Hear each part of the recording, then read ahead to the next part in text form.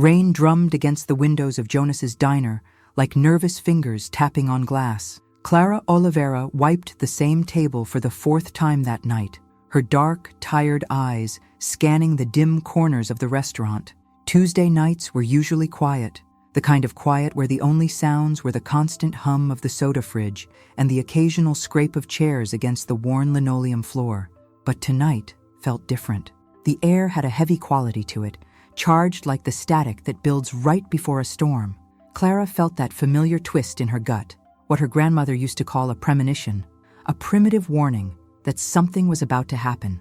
She had been working at Jonas's diner for 10 months, long enough to recognize the regulars who came in at the same time every week, ordering the same meals, long enough to spot the lost tourists whose GPS had abandoned them in that forgotten neighborhood of São Paulo, and definitely long enough to recognize the ones who didn't belong there, the ones with eyes that moved too fast, hands that stayed too close to their pockets, people whose very presence changed the atmosphere of a place like a stone, breaking the stillness of water. Clara was 24, with the face of someone who had learned too early the art of being invisible. She wasn't unattractive. There was a quiet, understated beauty in her features, large, expressive eyes the color of dark honey, skin that carried the warmth of her mixed Brazilian heritage, and brown hair she tied back every day in a practical ponytail that never drew attention. But there was also a permanent tension in her shoulders, the slightly hunched posture of someone who had spent years trying to take up less space in the world, trying not to be noticed. Her black waitress uniform was spotless, but her hands trembled slightly as she wiped and re-wiped the table that was already clean. They trembled because she knew exactly how much she earned per hour, 12 reais, and exactly how many hours she'd worked that week, 58, and she knew it still wasn't enough. It never was. The rent for the tiny apartment she shared with her younger sister Beatrice was due in 5 days. 1,200 reais for a space that barely fit 2 beds and an old refrigerator that made a frightening noise in the middle of the night. Beatrice was in college, studying business administration at the state university, and Clara did everything she could to make sure her sister didn't have to work while studying. Clara herself had dropped out of her literature degree in her 2nd year when the money simply ran out. That night, 4 men occupied booth 9, the darkest corner of the diner, the one most customers instinctively avoided because it was too far from the windows, too isolated from everyone else. It had a perfect view of the entrance, but was almost invisible to anyone walking in. Clara had already served them once, about 40 minutes earlier. They had ordered burgers and fries, Jonas's sad specialty, made from frozen patties fried in oil that probably should have been changed weeks ago. But they had barely touched the food. The burgers sat cooling on their plates, the grease solidifying into dull layers, while the men spent more time whispering to each other than eating. The youngest of them, no older than 25, with almost white blonde hair and a tattoo of Cyrillic characters crawling up his neck, kept checking his watch every 30 seconds. It was an expensive one, Clara noticed, the kind that cost more than she made in 6 months. His hands shook slightly each time he looked at the time, and he bit his lower lip so hard she wondered if he was bleeding. The older man sitting beside him was the complete opposite, calm, controlled, with a stillness that was somehow more unsettling than any display of nerves. A scar ran from his left ear down to his jaw, a pale, jagged line that suggested someone had once tried to cut him and hadn't quite finished the job. His eyes, steel gray, never stopped watching the diner's entrance with the patience of a predator waiting for its prey. The third man was heavyset, his belly straining against the buttons of his expensive shirt. He wore gold rings on every finger, not elegant ones, but thick, gaudy bands that screamed new money and bad taste. His fingers tapped endlessly against the table in a rhythm that made Clara's skin crawl, tock, tock, tock, tock, like a countdown to something inevitable. The fourth man was the most unsettling of all. He wore dark sunglasses even inside the dimly lit diner, and hadn't taken them off once. His posture was perfectly straight, as if there were a steel rod running through his spine, and he didn't move, not an inch. He didn't shift in his seat, didn't cross his legs, didn't touch his food. He just sat there, still as a statue, with his hands resting on the table in a way that looked too deliberate to be natural. Clara tried to focus on her work, wiping tables, refilling ketchup packets, checking whether the coffee machine was still sputtering along. But something about those 4 men kept pulling her attention like a magnet. It was like having a splinter buried under her skin.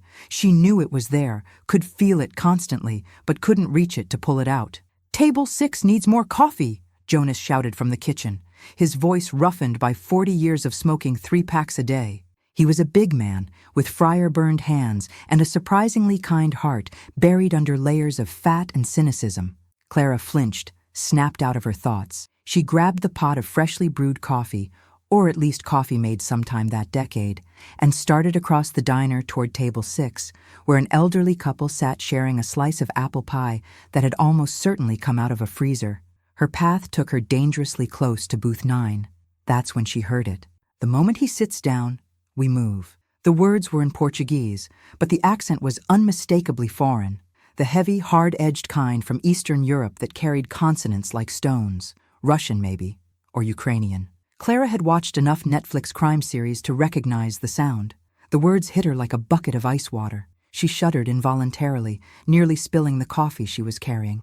She forced her hands to stay steady, forced her feet to keep moving toward table 6, forced her face to hold that neutral, professional expression she had perfected after months of serving rude customers, drunk customers, and customers who thought a too-real tip made them generous. She poured the coffee for the old couple, her hands trembling only slightly, smiling and nodding when they thanked her in voices barely above a whisper. The whole exchange happened on autopilot, while her mind raced to process what she had just heard. "The moment he sits down, we move." Who? Who was he?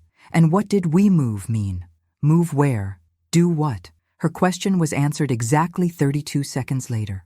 Clara knew because she was staring at the clock above the register, counting the seconds as if that somehow made everything less real. The front door of Jonas's diner swung open with the familiar creak Jonas had been promising to fix for years but never did. A rush of cold, wet air swept in with the rain, bringing the smell of damp asphalt and bus exhaust. And then he walked in. Rafael Mendez. Even without knowing his name, something she would only learn much later, Clara knew instantly who he was, or at least what kind of man he was. He entered the diner as if he owned not just the place, but the entire block, the entire street, maybe even that whole forgotten corner of São Paulo. There was something in the way he moved, fluid confidence, an unshakable certainty that he belonged anywhere he decided to stand. Rafael looked to be about 31, maybe 32. Tall, over 6 feet, Clara guessed, with broad shoulders that filled out his black leather jacket in a way that suggested strength earned through something far more practical than a gym. His hair was dark, cropped short but not too short, with premature streaks of gray at the temples that gave him distinction rather than age. But it was his eyes that drew everything toward him, dark, focused, carrying that quality of a man who saw everything, cataloged everything, forgot nothing. They swept across the diner in less than a second, taking in every customer, every exit, every potential threat, then finally landed on Clara, briefly, with a polite neutrality that somehow made her feel both invisible and completely exposed. 2 men followed him inside, not casual friends, but unmistakably security. They wore suits that didn't quite conceal the bulge of weapons beneath their jackets. One was bald, his face carved from stone, a man who looked like he had never learned to smile. The other was younger, his eyes darting constantly, scanning, checking, never resting. The 2 bodyguards moved with the smooth precision of predators, one taking position near the counter with a clear view of the entrance, the other settling close to the kitchen doorway, quietly blocking that possible escape route. It wasn't obvious, it wasn't dramatic, but to someone paying attention, as Clara was, the pattern was unmistakable. Rafael smiled and nodded to a few familiar faces as he made his way toward the center of the diner. A taxi driver sitting at the counter waved back enthusiastically. The elderly woman who ran the newspaper stand on the corner, who sometimes stopped by for a late-night cup of coffee, called out a greeting, which Rafael returned with genuine warmth. There was something deeply unsettling about the contrast, that genuine friendliness in his interactions overlaid with the undeniable truth that Rafael was far more dangerous than he appeared. Jonas appeared instantly at Rafael's side, wiping his huge hands on a grease-stained apron. "Boa noite, Rafael," he said, his voice carrying the kind of respect that didn't come from fear, but from something more complicated. "Your table's ready." Raphael patted Jonas on the shoulder, a casual gesture of familiarity, and made his way to table 3, not the corner booth, not the one by the window, the one right in the center of the diner, the table where he could see both the front door and the kitchen entrances, the table where anyone walking in would see him immediately. The table that was, Clara realized with a chill, the most vulnerable spot if someone wanted to shoot through the windows, yet also the most defensible if you had guards strategically placed around the perimeter. It was at that exact moment that Clara looked back toward booth 9 and saw that the 4 men had changed completely. The casual nervousness, the relaxed postures, they were gone. In their place was a collective tension so thick it was almost visible. It was like watching 4 springs being wound tight at the same time, all that potential energy coiled and ready to snap. The man with the scar had leaned forward ever so slightly, his weight shifting onto the balls of his feet, the way you do right before you stand up fast. His right hand had vanished beneath the table, under his jacket, moving towards something Clara knew was a weapon. The young blonde checked his watch one last time, then looked at the scarred man and gave a single nod, a small, deliberate dip of his head that carried the weight of a prearranged signal. The heavy man's fingers sped up their tapping. Talk, talk, talk, talk, talk. Faster now, urgent, like the quickened beat of a heart moments before surgery. And the man in the dark glasses, who hadn't moved in 40 minutes, finally shifted. His hand reached for something in his lap, the motion so smooth, so practiced, Clara almost missed it. She didn't need a degree in forensics to connect the dots. She didn't need experience in law enforcement or criminal investigation. The signs were as clear as a red light blazing in the dark. Those 4 men were there for a reason, for a purpose, for a person. They were waiting for Raphael, and whatever they planned to do was about to happen. Now, time did that strange thing it does in moments of extreme crisis. It both sped up and slowed down until it seemed to crawl. Clara could hear her own heartbeat pounding in her ears, each thud a heavy drum that seemed to shake through her entire body. She could feel the adrenaline flooding her veins, sharpening her senses until everything around her became too vivid, too real. She watched, in painfully slow clarity, as the scarred man in booth 9 shifted his weight forward, muscles tightening beneath his expensive jacket. His arm began to move, hand emerging from under the table, fingers curled around something that glinted faintly under the diner's dim lights. Metal. Definitely metal. Probably steel. Certainly a gun. The other 3 men tensed in perfect sync, like components of a single, well-calibrated machine about to engage. The young blonde now had both hands under the table too. The heavy man had stopped his drumming, the sudden silence somehow louder and far more menacing than the rhythm had been. And the man in the sunglasses had finally moved, both hands now hidden below the table's edge. Whatever they were planning, it was happening. Now, this exact second, and no one else in the diner had noticed a thing. Jonas was in the kitchen, probably smoking a cigarette while checking on the fries. The elderly couple at table 6 was focused on their slice of apple pie, lost inside their tiny bubble of domestic peace. The cab driver at the counter was scrolling through his phone, occasionally chuckling at some meme or video. Raphael's 2 bodyguards were alert, yes, but their attention was fixed on the front door and the kitchen entrance, not on the customers who had already been sitting quietly for nearly an hour. Why would they be? Who would ever suspect 4 men quietly eating burgers? Raphael was pulling out his chair, just about to sit down, completely unaware of the 4 predatory pairs of eyes locked onto his back. Every survival instinct Clara had was screaming at her to stay out of it. Keep your head down. Pretend you didn't see anything. Be invisible. Be the person you've trained yourself to be your entire adult life. This wasn't her fight, wasn't her problem, wasn't her responsibility. If she got involved, if she intervened, if she did anything other than step back and let whatever was about to happen just happen, then she'd become part of it. And people who became part of these things didn't tend to live very long afterward. But, something about Raphael stopped her from simply walking away. Maybe it was the way he had waved to the cab driver earlier. Genuine, warm, as if he actually cared about how the man's day had gone. Maybe it was how he'd greeted the old lady from the newsstand with that smile that reached his eyes and made her blush like a schoolgirl.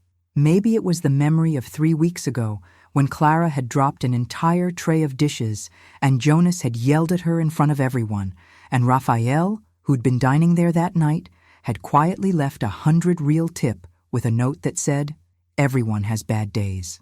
100 reais. That had covered half her rent that month. Or maybe it wasn't about Raphael at all. Maybe it was about Clara, about the kind of person she wanted to be, about whether she could live with herself if she just stood there and watched a man get murdered when she had the power to stop it. Before her conscious mind could grab hold of that unconscious decision and crush it under the weight of logic and self-preservation, Clara was already moving. She grabbed the coffee pot from the service station, the same one she'd used to refill the elderly couple's cups, and started walking toward Raphael's table with the smooth, practiced efficiency of a seasoned waitress doing exactly what waitresses do. To anyone watching casually, she was just doing her job, offering more coffee, being attentive, earning the tips that kept rent paid and food on the table. Her heart was pounding so hard she was sure everyone in the diner could hear it. Her hands, trained to stay steady even when carrying 5 plates at once, trembled only slightly, making the coffee in the pot ripple like a tiny lake caught in a storm. "More coffee, Mr. Mendez?" Clara asked as she approached his table, her voice surprisingly steady despite the panic tightening her throat. Raphael looked up, and for one suspended, crystallized moment, the kind that feels stretched beyond time, their eyes met, and Clara saw something in those dark eyes she hadn't expected. Intelligence, yes. Power, absolutely. Danger, without question.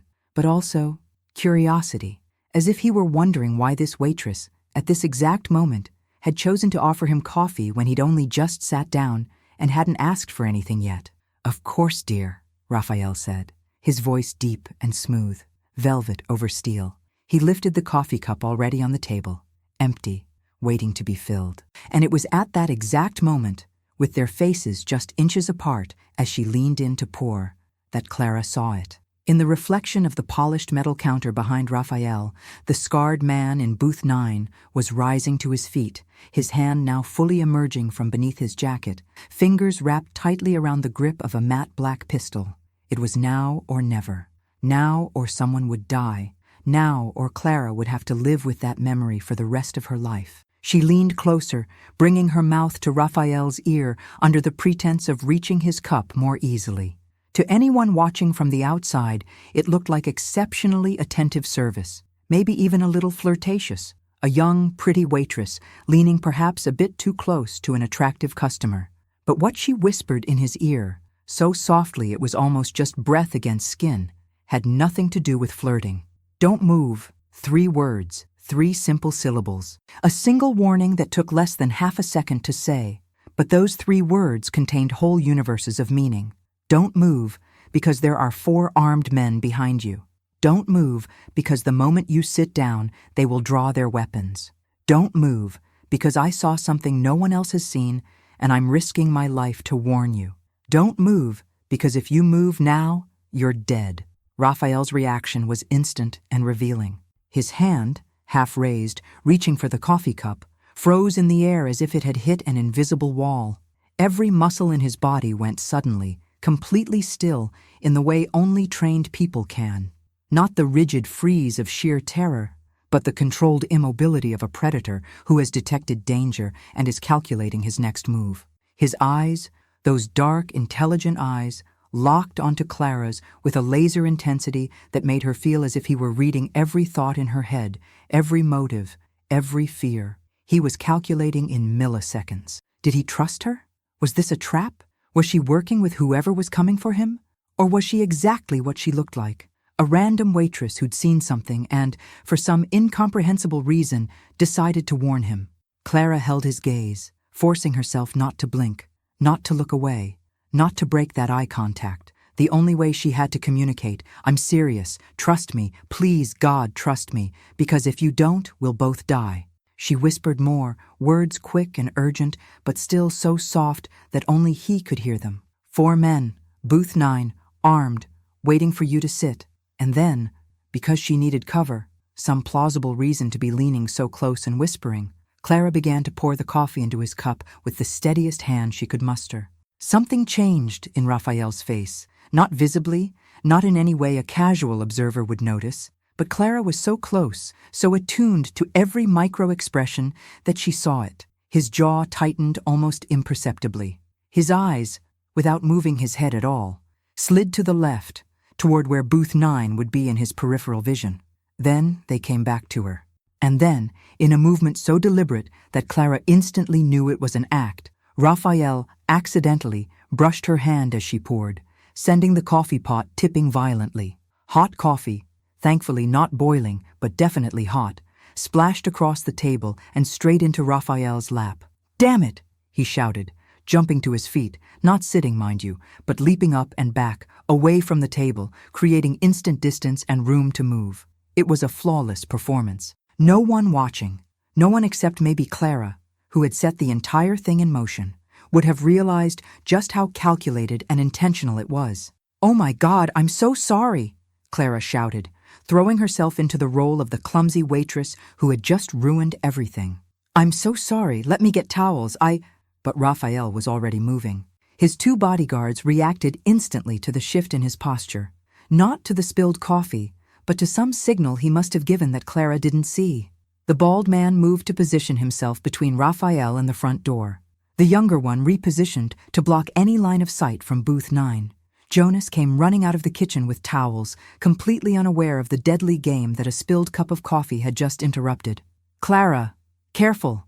Mr. Mendes, I'm so sorry, she'll—" But Raphael wasn't listening to Jonas. He leaned in close to his guards, his mouth moving in quick, urgent words Clara couldn't hear but could imagine. Booth 9. 4 targets. Armed. Full security protocol. Now. In booth 9, the 4 men were frozen in utter confusion. Their carefully calibrated timing, waiting for the precise moment Raphael would sit, when he'd be most vulnerable and his guards momentarily relaxed, had been utterly ruined by a spilled cup of coffee and a loud shout that pulled every eye in the diner.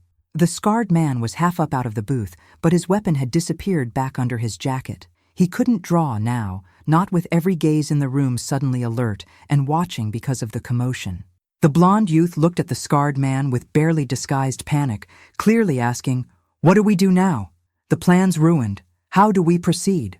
The heavy-set man shoved his plate away and was half standing too, torn between aborting the mission entirely or trying to salvage it somehow. And the man in the dark glasses, who Clara was beginning to realize was probably the real leader of the small crew, still hadn't moved, but had tilted his head slightly, as if listening to something through an invisible earpiece, receiving orders from someone higher up the chain about how to proceed now that everything had gone spectacularly wrong. The next 30 seconds unfolded like a carefully choreographed dance that no one had rehearsed, but everyone somehow knew how to perform. Raphael's bodyguards tightened formation around him, not overtly drawing their weapons, not yet, not in a diner full of civilians, but shifting just enough to turn their bodies into living shields between their boss and any potential threat. Jonas kept fussing with the towels, utterly oblivious to the fact that he had probably just prevented a murder through his well-intentioned but completely misdirected actions. The elderly couple looked up from their slice of apple pie, glanced at the commotion, and then went right back to eating, deciding, quite wisely, that dessert was far more interesting than whatever drama was unfolding near the entrance. And Clara, the woman who had set this entire chain of events in motion with 3 whispered words, backed away toward the service station, her heart still pounding so hard she felt lightheaded. Her hands finally began to shake so violently that she had to grab the edge of the counter just to stay upright. What had she just done? What had she just done?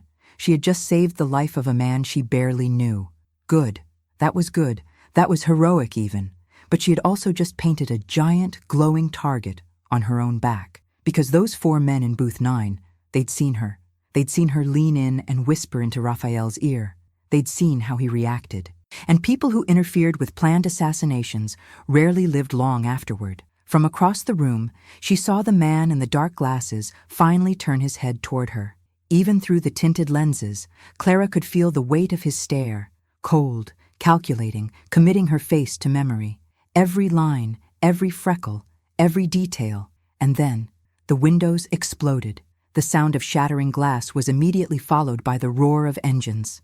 Two black SUVs had screeched to a stop in front of the diner, men in dark tactical clothing, spilling out with the drilled precision of a military operation. These weren't Raphael's men.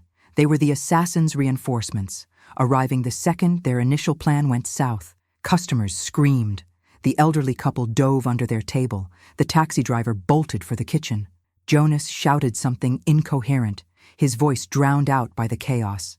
And then the gunfire began. Clara had never heard real gunfire before. In movies, it always sounded crisp, clean, almost cinematic.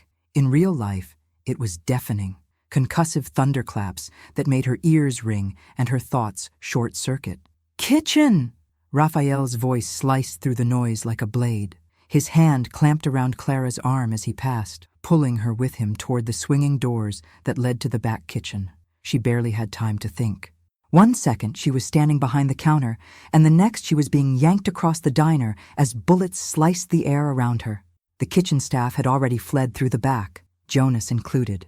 Clara noticed with a flicker of relief. Pots still boiled on the stove. The deep fryer hissed angrily, and a pan clattered to the floor, spinning in frantic circles. Raphael moved with absolute precision, his grip still locked around Clara's wrist as he pulled her through the chaos toward a door she had never noticed before, half hidden behind metal shelves stacked with industrial-sized cans of tomato sauce. "Your car?" he demanded, pushing the door open just a crack and scanning the narrow alley beyond with the focus of someone who'd done this too many times before.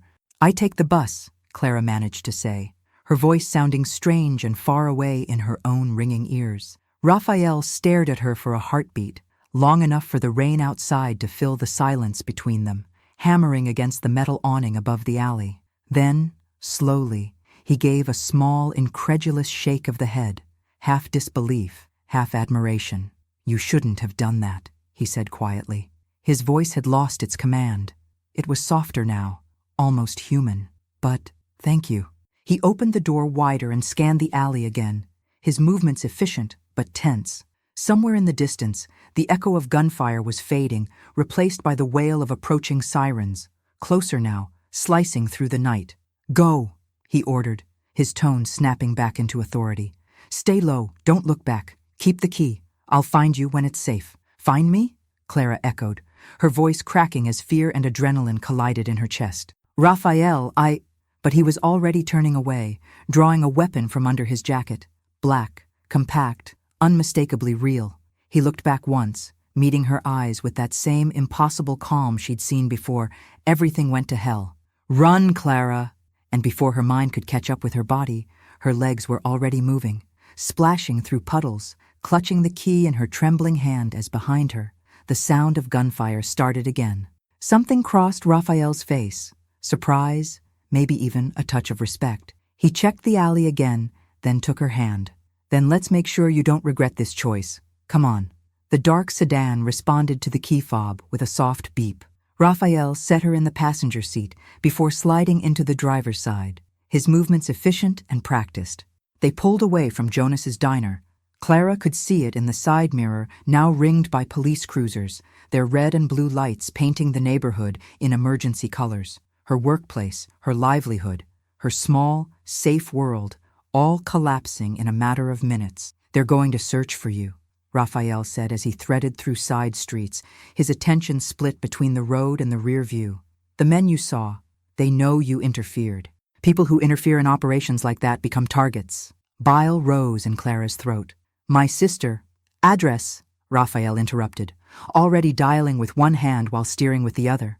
Clara gave him the address, listening as Raphael spoke to someone named Marcus, issuing precise instructions about protection for Beatrice. 30 minutes and dozens of turns later, they arrived at a residential building that looked ordinary from the outside, but the parking lot required a key card. The elevator demanded a biometric scanner, and the apartment Raphael led her to was clearly not a home so much as a fortress disguised as an ordinary residence. "Safe house," he explained, activating security panels Clara hadn't even known were there. "One of several. You'll stay here tonight. Tomorrow we figure out the next steps." Clara stood in the middle of the sterile living room, finally letting the full reality of the situation hit her. Her legs began to tremble. Her hands, which had stayed relatively steady through everything, were now shaking uncontrollably. Raphael came back from the kitchen with water and something stronger. Whiskey, she realized. He offered both. "Drink," he said, softer now. "It helps with the shock." Clara took the water, unable to steady her hands enough to try the whiskey. "Who are they?" she finally asked. "The men in the restaurant. Why did they want to kill you?" Raphael sat in the chair across from her, studying her with that intensity she was beginning to recognize as his default expression. "My name is Rafael Mendez," he began. "And before we go any further, you need to understand something. My life is complicated. My family is involved in businesses that operate on the edges of the law, mostly private security, but we also solve problems that official authorities can't or won't touch." He paused, giving her a moment to take it in. "The men you saw work for a rival organization, the Volkovs. They saw a chance to eliminate competition. You ruined that for them. So you're—" Clara struggled to find the right word. "You're like mafia?" "I prefer specialized security consultant," Raphael said with a faint smile that didn't reach his eyes. "But yes, essentially. And now you've saved the life of someone who operates in that world. Which means that I'm part of it now," Clara finished, the realization solidifying in her chest like ice. Raphael nodded. "The Volkovs will assume you're under my protection now. They'll try to use you against me. I can't let you go back to your normal life. Not yet. Maybe not ever." The following days unfolded in a haze of adjustment and revelation. Marcus, the older man who oversaw Raphael's security operations, arrived with news. The Volkovs were actively searching for Clara. Her photo had already begun circulating through certain channels. Her sister had been moved to a safe apartment. "We've got a bigger problem," Marcus said, spreading photos across the coffee table. One of the men in booth 9 was Viktor Sokolov, Dmitry Volkov's chief enforcer. He doesn't fail, and when he does, he doesn't forget. Raphael studied the photos, his jaw tightening. How long until he makes another move? Days, maybe hours. He's humiliated. He'll want to reclaim his reputation. Clara listened, the weight of it all sinking in. Her life had been permanently altered by 3 whispered words. And yet, strangely, she didn't regret it. There was a sharp, unfamiliar clarity in finally having done something, in having acted, instead of merely survived. "I can help," she said suddenly. Both men turned to look at her. "I saw them," she continued. "I watched them for an hour before everything happened. I noticed things, patterns, the way they communicated with each other." Raphael leaned forward. "What kind of patterns?" And so Clara began to describe what she had seen, not just the obvious movements, but the subtleties. How the man in the dark glasses was clearly the real leader, despite not being the oldest. How the young blonde was nervous, probably new to the team. How the man with the scar followed orders, but never took initiative. Marcus and Raphael exchanged a look. "She's got an eye for detail," Marcus murmured. "A natural talent," Raphael agreed. And just like that, without planning it, without even meaning to, Clara found herself being recruited. The next few weeks became an intensive crash course into a world Clara had never known existed. She learned about surveillance, threat recognition, behavioral pattern analysis. She discovered she had a real gift for reading people, for noticing the small, almost invisible details that revealed much larger intentions. The situation with the Volkovs was resolved not through violence, but through negotiation.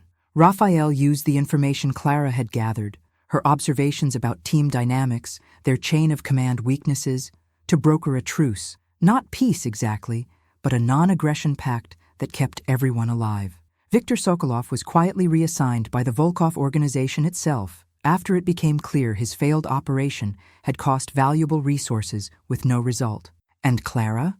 Clara realized that her life as a waitress, safe, familiar, predictable, had been far too small for what she was truly capable of becoming. 6 months later, Clara was enrolled in university again, this time studying security analysis, her tuition covered by a scholarship Raphael had conveniently arranged. She worked part-time for his organization, using her sharp intuition to evaluate threats and analyze behavioral data. Beatrice, her younger sister, eventually learned a version of the truth, just enough to know that Clara was safe, protected, and doing something that mattered. And Raphael. Their relationship evolved gradually, naturally. It wasn't sudden nor dramatic. It was built through late-night conversations, through trust earned by action rather than promises, through mutual respect that slowly deepened into something far more intimate and far more dangerous to admit. 2 years after that rainy Tuesday night, Clara found herself back at Jonas's diner. The place had been renovated after the shootout, but its soul remained the same. Jonas was still there, older, grayer, still smoking too much, still cooking burgers no one should eat but everyone somehow loved. Clara entered not as an employee this time, but as a customer. Raphael was with her, along with Marcus, who had, over the months, turned into a kind of gruff, reluctant father figure. They sat down, not at booth 9, never at booth 9, but at table 3, where everything had begun. 2 years, Marcus said, sipping his coffee, since a waitress saved the life of a stubborn idiot with 3 little words. She didn't just save my life, Raphael corrected, his fingers finding Clara's across the table. She saved me from becoming completely cynical, reminded me that ordinary people do extraordinary things every single day. Clara squeezed his hand. Any regrets? She asked, the question that had become a quiet ritual between them. None, Raphael said. And you? Clara looked around the diner, at Jonas in the kitchen, at the customers eating, at the soft normalcy of a Tuesday night that, for once, carried no danger. None, she said honestly. That night, I was invisible. Now I'm seen. Now I matter. Now I make a difference. Raphael smiled, that genuine, unguarded smile he saved for private moments. You always mattered, Clara. You just needed someone to notice. On the wall near the entrance, Jonas had hung a small bronze plaque. It didn't say much, just, in memory of the night when courage whispered instead of screamed. No one but them knew what it meant, and that was exactly how it should be. Because the best stories, the truly important ones, aren't about grand gestures or loud heroics. They're about small moments of courage, 3 whispered words, split-second choices, that change lives forever. Clara had saved Raphael's life that night, but in doing so, he had saved hers as well, not from death, but from invisibility, from insignificance, from a life lived on the margins, never daring to reach its full potential. They finished their coffee in comfortable silence, 2 people whose lives had collided through a mix of chance and choice, now bound by something stronger than gratitude or obligation.